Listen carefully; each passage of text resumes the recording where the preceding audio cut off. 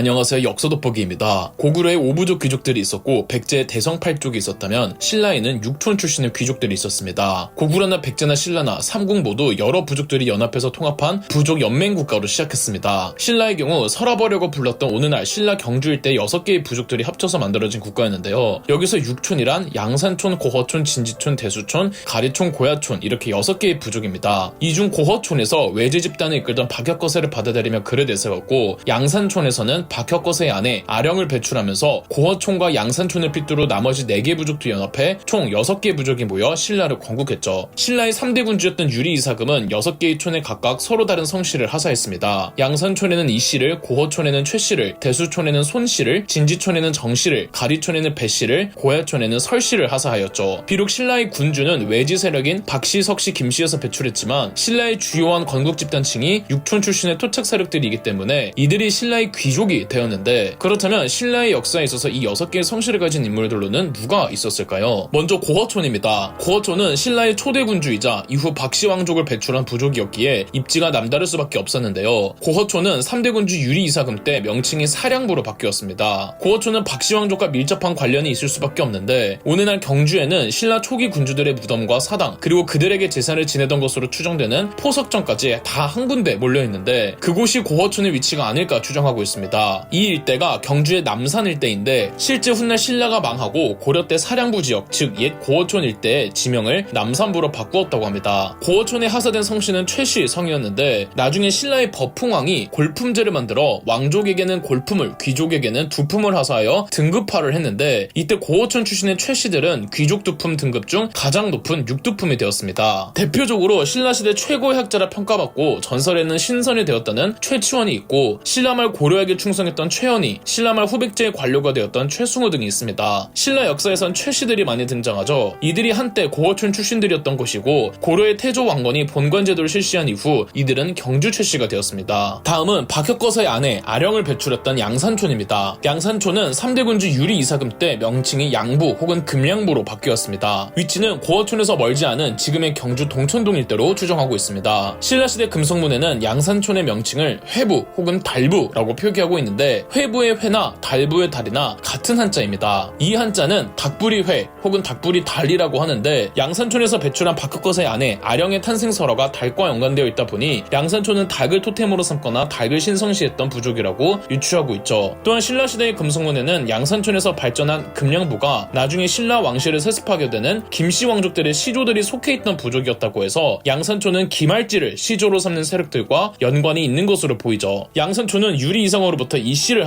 하사받았습니다. 초기 신라를 건국했던 양산촌의 부족장이 알평으로 그렇다면 이씨성을 하사받았으니 이 알평이 될 텐데 이 알평은 초기 화백회의의 의장이었다고 합니다. 이 알평은 고허촌과 연합해서 고허촌의 박혁거세를 군주로 옹립하는데 가장 큰 역할을 한 것으로 보입니다. 고려의 태조 왕건이 본관제도를 실시한 이후 양산촌에서 금양부로 발전한 이씨가 경주씨가 되었는데요. 하지만 신라시대 통틀어 이씨성을 가진 인물은 초기 신라를 건국한 양산촌의 부족장 이알평 외에는 나오는 사람이 없습니다. 딱 한 사람, 고려말 공민왕 때의 성리학자였던 이재현의 묘비명에는 이재현이 이알평의 후손인 이거명의 자손이라고 표기되어 있는데요. 이거명은 신라말 사람으로 높은 관등까지 올랐다는 말만 있을 뿐 그가 어떤 사람이었는지 정확히 어느 시대 사람이었는지조차 나와 있지 않습니다. 다음은 진지촌입니다. 간진촌이라고도 합니다. 진지촌은 3대 군주 유리 이사금 때 명칭이 본피부로 바뀌었습니다. 진지촌의 위치는 오늘날 경주의 첨성대와 국립경주박물관이 있는 인왕동 일대를 추정하고 있습니다. 현재 경주 인왕동에는 인왕동 고분군이 있는데 이 고분군은 우리가 경주에서 흔히 볼 수 있는 왕릉에 비하여 규모가 상당히 작은데 어쩌면 본피부 출신의 귀족들의 무덤이 아니었을까 추정하고 있습니다. 진지촌은 고허촌과 양산촌에 이은 넘버 3 부족이었으며 초기 신라의 왕족들 중 하나였던 석씨 세력과 연합한 부족으로 보고 있습니다. 진지촌은 유리 이사금 때 정씨성을 하사받았는데 진지촌의 정씨도 양산촌의 이씨처럼 초기 박혁거세를 군주로 추대했던 진지촌의 부족장 지백호를 제외하고는 신라시대에 등장하는 정씨 인물은 없습니다. 경주 정씨의 족보에 의하면 훗날 조선시대 임진왜란 때 부산 진성에서 일본군과 싸우다 전사한 정발이 진지촌이 하사받은 경주 정씨의 후손이라고 합니다. 다음은 대수촌입니다. 대수촌은 3대 군주 유리 이사금 때 명칭이 점량부 혹은 모량부로 바뀌었습니다. 위치는 경주시 시내에서 서쪽으로 조금 벗어나 있는 건천읍 일대로 추정하고 있습니다. 경주시 건천읍에는 모량리라는 지명이 있기도 하죠. 건천읍에는 금청리 고분군이라고 있는데 이 고분군도 신라 왕릉에 비해선 규모가 한없이 작아서 이 모량부 출신의 귀족들의 무덤이 아닐까 추정하고 있습니다. 모량부는 유리 이사금 때 손시성을 하사받았는데 역시 손시성 씨의 인물은 거의 나타나지 않습니다. 다만 신라의 22대 왕 지증왕의 왕비 연제 부인이 대수촌이 발전한 모량부 출신이라고 합니다. 지증왕은 음경이 너무나도 커서 왕비를 못 찾고 있다가 연제 부인의 체격이 엄청나고 그녀가 싼 변이 우람하다고 해서 연제 부인을 왕비로 맞이하였다는 설화가 전해지고 있습니다. 그렇게 낳은 아들이 버풍왕이죠. 즉 대수촌에서 발전한 모량부에서도 왕비를 배출한 걸로 보아 신라 왕족과 혈연 관계를 맺은 외척 관계는 특정 한 부족에서 독점한 건 아니었던 것으로 보고 있습니다. 다만 연제 부인은 성씨가 박씨라서 혼란을 빚고 있죠. 다만 신라 26대 왕 진평왕의 후비 승만 부인은 모량부 출신의 손씨였다고 합니다. 신라 시대에 얼마 등장하지 않은 손씨 인물 가운데 손순이라는 자가 있습니다. 아니나 다를까 사서에서도 손순은 모량부 출신이라고 적혀 있고요. 신라 하대 때인 흥덕왕 때 인물로 그의 가문은 귀족 두품 중 가장 높은 육두품이었다고 묘사되어 있습니다. 모량부는 신라 초기에는 그렇게 세력이 강하지는 않았으나 신라의 마립간 시절부터 세력이 커진 것으로 보입니다. 다음은 가리촌입니다. 가리촌은 3대 군주 유리 이사금 때 명칭이 한기부로 바뀌었습니다. 위치는 오늘날 경주시내 북쪽 황성동과 용광동 일대로 추정하고 있습니다. 혹은 문무대왕릉이 있는 바다와 접한 지역이라는 주장도 있습니다. 어떤 학자들은 이 가리촌이 초기 신라의 왕족들 중 하나였던 석시 세력과 연합한 부족이라고 말하기도 합니다. 석시 세력이 진지촌과 연합했는지 가리촌과 연합했는지는 정설이 없죠. 가리촌은 한기부가 되어 유리 이사금 때 배씨성을 하사받았습니다. 배씨 역시 박혁거세를 군주로 추대하는 데 참여한 가리촌의 부족장이었던 지타 외에는 전해지는 인물이 없습니다. 그런데 지타가 배씨성을 받았으니 그 이름은 배지타인 거죠. 아울러 신라 말에서 고려 초 고려의 개국공신 중 한 명이었던 이 배현경이 가리촌에서 발전한 한기부의 배씨 후손이라고 합니다. 마지막은 고야촌입니다. 고야촌을 명활촌이라고도 하는데 이름에서 알 수 있듯 그들의 위치는 경주의 명활산 일대였습니다. 고야촌은 3대 군주 유리 이사금 때 명칭이 습비부로 바뀌었습니다. 고야촌과 고야촌의 명칭이 바뀐 습비부에 관해서는 알려진 게 거의 없습니다. 다만 습비부는 유리 이상으로부터 설씨 성씨를 하사받았다고 하는데 그 유명한 원효대사가 설씨입니다. 원효대사 본명이 설사입니다. 그리고 원효대사의 아들이자 이두를 정리한 설총 역시 고야촌 설씨 소속이겠죠. 이 설씨 부족의 귀족 두품이 육두품 혹은 오두품으로도 보고 있어서 고야촌은 신라 육촌 가운데 가장 세력이 약했던 부족이 아니었을까 보고 있습니다. 이렇게 신라를 초기에 건국했던 6개의 부족 육촌, 추후엔 육부로 바뀌는 집단을 소개해드렸는데 신라를 구성했던 육부는 고구려의 오부족이나 백제의 진시 해시 집단과는 조금 성격이 상이합니다. 국왕에게 강력하게 도전했던 고구려의 오부족 부족장이나 백제의 진시 해시 집단과는 달리 신라의 육촌 출신의 지도부와 귀족들은 신라의 군주들에게 그렇게 크게 도전하지 못했습니다. 신라의 국왕들이 왕족이 아닌 다른 성씨의 귀족들에게 시달렸다는 일화는 당장 떠오르시는 게 없으시죠? 어떻게 그게 가능할까요? 우선 육촌들은 각자 박씨 혹은 석씨 혹은 김씨 등 외세 집단들을 내세워 왕위 계승 경쟁을 벌였습니다. 문제는 박씨든 석씨든 김씨든 어떤 집단이 왕이 되어도 설령 그들이 도움받은 부족이라고 할지라도 본인들과는 출신 집단이 다르기 때문에 왕이 된 이후 왕족들은 자신들의 집단을 강화하려고 했습니다. 따라서 신라는 외지 집단의 박씨, 석씨, 김씨가 경쟁했기에 육촌 부족들은 낄 틈이 없었습니다. 고구려에선 부족장들을 상가, 고추가라고 불렀던 것처럼 신라에서 육촌 부족들의 유력 부족장들에게는 갈문왕이란 자기를 하사했는데 이 갈문왕은 전부 신라 왕족들이 임명되었습니다. 혹은 왕의 장인어른이 임명되었는데 김씨가 왕위를 세습하고부터는 오직 왕족들만 임명되었죠. 이처럼 육촌 각 부족장들은 각 부족 출신이 아닌 왕족이 그 지도자로 임명되는 구조였기에 육촌 부족장들이 신라 건국 직후에나 영향력을 발휘했지 그 이후로 권력의 핵심 들어가기란 어려웠습니다. 더군다나 신라의 23대 왕 버풍왕 때 왕족들에게는 골품을, 귀족들에게는 두품을 선사하고 진골이라 불리던 이 왕족들에게만 고위 관등의 진출을 허용하면서 왕족이 아닌 두품을 하사받은 귀족들의 권력 장악을 원천적으로 차단해버렸습니다. 신라가 삼국을 통일한 것도 저는 신라가 이긴 게 아니라 고구려와 백제가 내분으로 패배했다고 말하곤 하는데 부족장 출신들이 강력한 귀족이 되어 왕권을 견제했던 고구려와 백제와는 달리 신라는 일찌감치 왕족들이 모든 권력을 독점하는 구조였기에 내분이 고구려나 백제처럼 심하지는 않았던 겁니다. 귀족 두품 중 가장 등급이 높은 육두품조차 신라 지배층 사회에선 별 볼 일 없는 집단이었으니까요. 다만 통일 이후 김씨성을 가진 왕족 출신의 귀족들, 즉 진골 귀족들이 너무 많아지고 이들이 형식적으로나마 왕이 될 수 있는 자격이 있으니 자기들끼리 싸우다가 결국은 신라도 내분으로 무너지고 말죠. 그럼 역사 돋보기였습니다.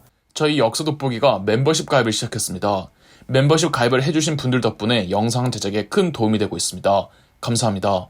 영상 재미있으셨다면 구독과 좋아요, 알림 설정까지 해주시면 감사드리겠습니다.